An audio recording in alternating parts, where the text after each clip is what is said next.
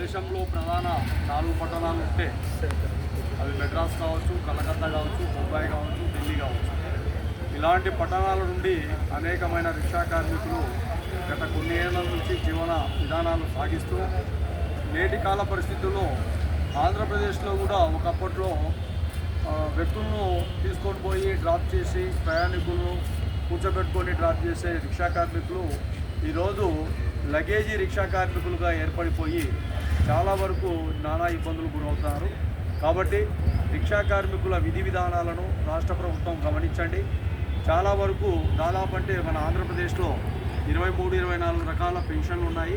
ఈ పెన్షన్లో భాగంగా ఆంధ్రప్రదేశ్లో రిక్షా కార్మికులు కూడా ఖచ్చితంగా ఎటువంటి వయోపరిమితి లేకుండా రిక్షా కార్మికులు ఎవరైతే అయినా గత కొన్నేళ్ల నుండి అదే వృత్తిలోనే సాగిస్తూ జీవనాన్ని సాగిస్తున్నారో వాళ్ళకందరికీ న్యాయంగా రాష్ట్ర ప్రభుత్వము ఒక నిర్ణయం తీసుకోండి.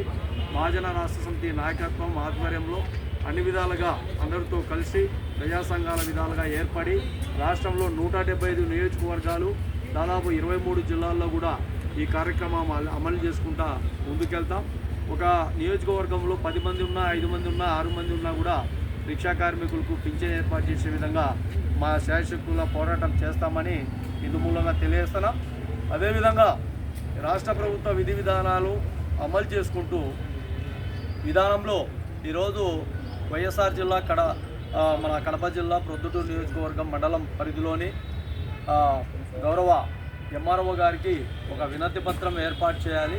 రిక్షా కార్మికులకు 6,000 రూపాయలు పింఛన్ ఏర్పాటు చేయాలనే అంశం మీద ఒక ప్రణాళికలు తీసుకొని మహాజన రాష్ట్ర సమితి అఖిల విధానాలను ఏర్పాటు చేసుకొని ఖచ్చితంగా న్యాయపరంగా వాళ్లకు రిక్షా కార్మికుల విధి విధానాలను, వాళ్ళ దుర్భర స్థితులను, వాళ్ళ పిల్లల చదువు కోసము అన్ని విధాలుగా ముందుకు వచ్చే విధంగా రాష్ట్ర ప్రభుత్వం వెంటనే ఈ విషయాన్ని తక్షణ చర్యలుగా తీసుకొని వాళ్లకు రుణ విధానాన్ని, పెన్షన్ విధానాన్ని అమలు చేసే విధంగా వారి నిర్ణయాలు ఉండాలని కూడా మహాజన రాష్ట్ర సమితి యొక్క విధి విధానాలను, అట్లా విధి విధానాలు పూర్తిగా రాష్ట్ర ప్రభుత్వానికి అలాగే గౌరవనీయులు తహసీల్దార్ గారికి కూడా ఈ విషయాన్ని తెలియజేస్తున్నాం. ఆయన కొంత మీటింగ్లో ఉన్నారు, వస్తే వెంటనే ఈ విషయాన్ని ఆయనకు తెలియజేస్తామని కూడా తెలియజేస్తాం.